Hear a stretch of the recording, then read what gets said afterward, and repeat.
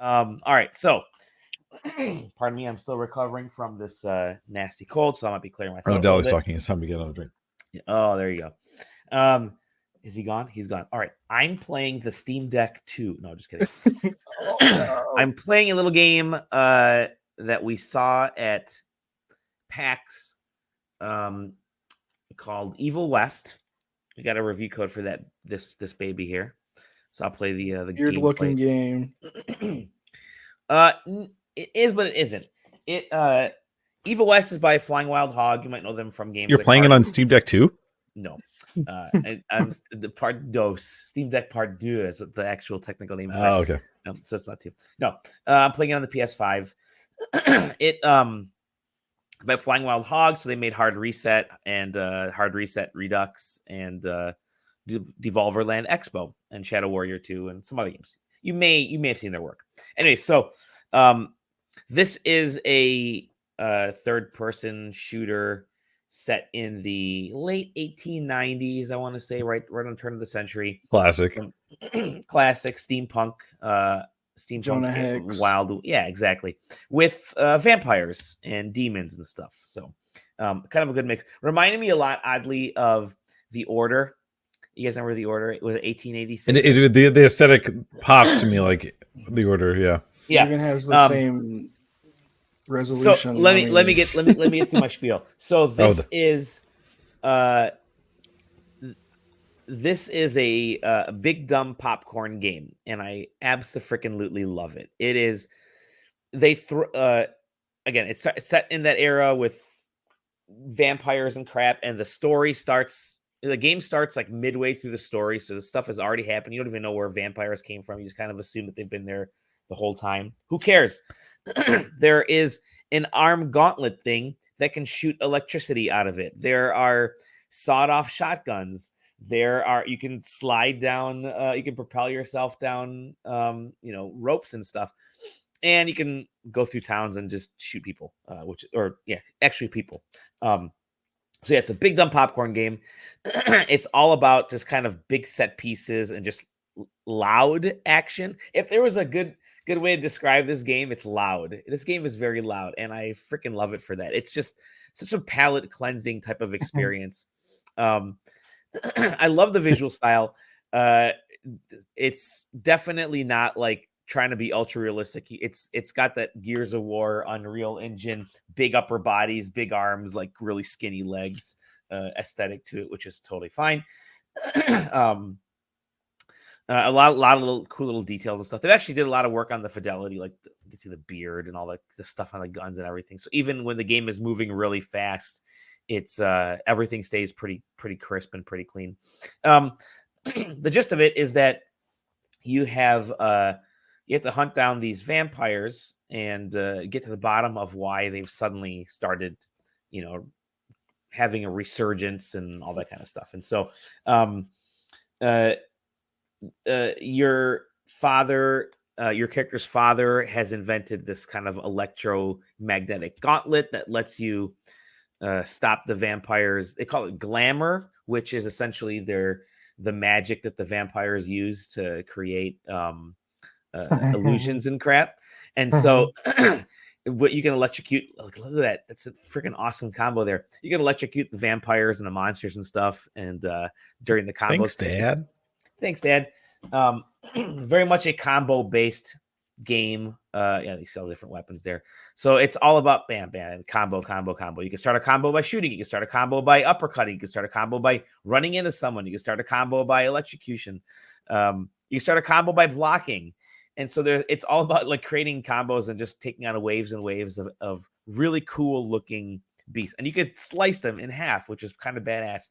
There's actually a counter for the amount of limbs that you've ripped off enemies in this game, which is pretty cool. I will say what I find really funny is that the different monsters and beasts in this game, you can electrocute them. They all seem to have human skeletons, which I find really freaking funny. So it's like there's like this weird, like anamorphic looking creepy crawly flying thing, and you electrocute it. It's got a human skeleton in it, and I think that's just badass. It's just such a stupid little detail.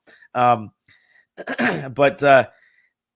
this is ripped out of the 360 PlayStation 3 era of games, in that it's just, let's put the technology, let's put the console to the max and just keep pushing you forward.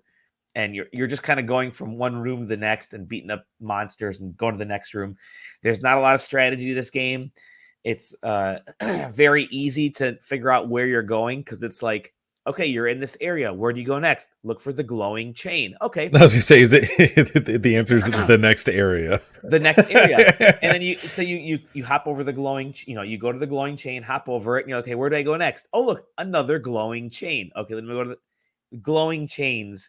Are the notification system of getting you in between the monster rooms, which is really funny. And they're everywhere. It's like, okay, I get it. You could have actually designed these worlds to be funneling you in a different way, but no, it's a glowing chain. Like, you'll be in the middle of a town square with buildings everywhere, and then you just see a glowing chain off the side. It's like, yep, the president is in this. Yep.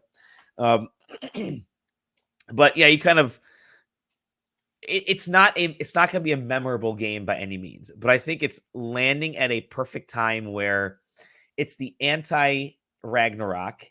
It's the anti Pokemon. It's just like, just go in and just blow shit up, rip apart vampires, and have a good time doing it. The story is completely not memorable. I don't care. Characters are really cool. Designs are really cool.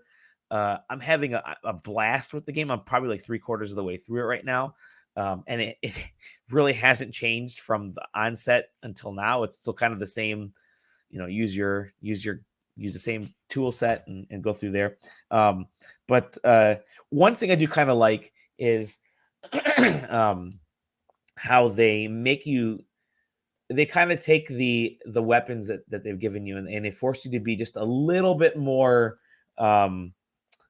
judicial, I guess, in how you utilize them, in that, like, they want you to have fun. So you don't really run out of ammo in anything. You can you don't run out of any ammo in your bullets. There's no ammo that you run out of in this electrical thing. You can restock it fairly quickly.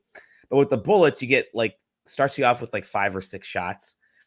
And then you just have to reload. It's real simple. It's an infinite reloading system. But then to reload takes like 3-4 seconds. It kind of forces you. And I know every game has a reload mechanic, but they rely on quick reloads. Like, you're trying to quickly reload, and no, the actual slow reload in this game becomes a part of the experience, which I kind of like. So, yeah, it's just silly. It's it's a fun game. Again, it's going to be the kind of game that gets lost in time, but you'll remember the era. It's like, oh yeah, there were those kinds of games in the 360 era, and it's like, we've missed these types of games for the last decade, because PS4 and Xbox One tried to be like ultra realistic and push the envelope, and now it's just like, yo, just have fun, just do shit, just go have fun and just blow stuff up. And indie games started to creep in, and do all the stuff that these games used to do, which is just let you have fun. And then like, oh, we should do that again.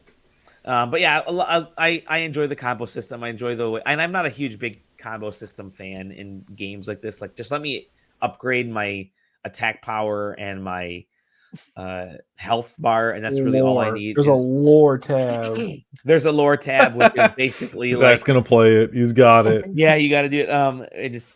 It's not what you think, and it's exactly what you think. But it's just real easy to digest this game, real easy to understand, real easy to get into. I'm playing it just on average difficulty, and it's not providing me that much of a, I don't want to say challenge, because there is a challenge, because you get to areas where there's like hordes of enemies, or you fight some of those flying vampire winged dudes, and there is sort of a rhythm and a dance to fighting some of these guys. But if you die, you respawn right at the beginning of the battle, right before you walk in. So that's really kind of nice. You don't have to backtrack all the way through a level or to a save point. It's like, oh, you died. Go ahead, try it again. Cool, do have fun. But I was mentioning in Discord, they actually do have a permadeath mechanic where you can make it like to the end boss of this game, and if you have it set on true death mode, it basically means that if once you die, it's over. Essentially it wipes your save game. It says, sorry, you're done. Start from the very beginning. You lost. You're not restarting from anywhere. I think that's so badass and so old school that you don't get to see that too often. So yeah, Evil West, get it. It's a blast. I think it's on current gen and last gen and PC gen, and it's just stupid fun. And look, the guy has claws. There's no reason that this guy should have all of this gear on him, and it's so freaking heavy. Besides the fact that it's just big and clunky, but it's awesome. It's just stupid fun in this game. So yeah, go ahead, play it. Any questions? Because I think I know about everything there is to know about the video game. Yeah, and it worked awesome at PAX East, and that is the opening. This is honestly a great show floor game, because like it really is. When it's like monster room after monster room, you can really pick and choose, make a solid demo. Yep. It's a game where all of the enjoyment is in short bursts anyway, so you can just get an actual quality demo experience out of it. I'm not surprised that it feels very similar to what the demo was, which is a good thing, I would argue. It's really gracious in the saves too, because it's like once I'm done playing, I just turn off the PS5, walk away, and I come back, and if I've started up another game, I'm just right back in that same spot. So it's really good at just pushing you forward to experience everything. It's almost like a really cool technical demo when you kind of think about it. It's like, here's everything you could do. You just got to keep going forward and doing all this stuff. But I could see these types of things in, I don't want to call it bigger AAA games, because this is, this could be a AAA game down the line, this type of thing. But yeah, it's just good. It's a lot of fun. Evo West, man, play it. It's good.